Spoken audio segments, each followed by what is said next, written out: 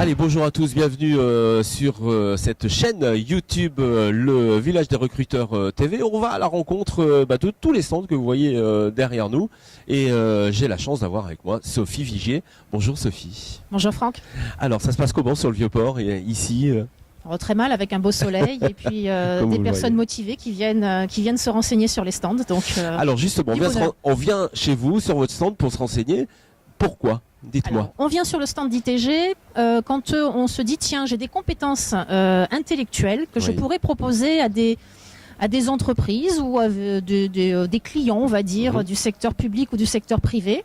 Et je suis pas un chef d'entreprise et je me demandais si je pouvais quand même facturer éventuellement ces gens-là. Eh bien oui, on peut le faire quand on est en portage salarial, comme je le suis moi-même, puisque je suis un consultant en portage. Voilà, alors expliquez-moi le portage salarial pour bien comprendre ce que c'est que ce service que vous rendez. Alors, c'est pas un service, c'est un statut. Un statut. Le portage est un statut uniquement dédié à des professionnels qui n'ont rien à acheter et à revendre. Donc je parle bien de prestations intellectuelles. Eh bien, par exemple, moi qui ai des formations à vendre, eh bien j'ai des clients qui font appel à moi pour exercer ces formations. Et ces formations-là, je les contracte par le biais de la société de portage qui va porter juridiquement mon activité. Je vais pouvoir facturer mes clients toujours par le biais de cette société de portage, donc qui va assurer une fonction de gestion de mon activité. Et au final, eh bien, mon chiffre d'affaires me permet de générer un bulletin de salaire chaque mois où je suis en portage. Moi, je suis en contrat à durée indéterminée puisque ça fait depuis 2005 que je suis en portage chez ITG. Et ça se passe plutôt pas mal. Écoutez, oui. Franchement, on n'a pas à se plaindre. Si on aime être autonome, parce que bon, tout le monde n'a peut-être pas envie de ça. Oui, mais c'est vrai, mais je crois que de plus en plus maintenant, on va devenir à cette autonomie, en tout cas salariale.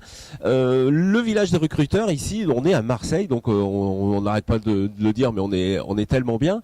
C'est assez sexy, en fait, de faire sortir les RH à l'extérieur, comme ça. Je pense qu'ils se plaignent pas trop, parce que dès qu'on peut, en plus on a encore du soleil aujourd'hui, donc c'est très bien.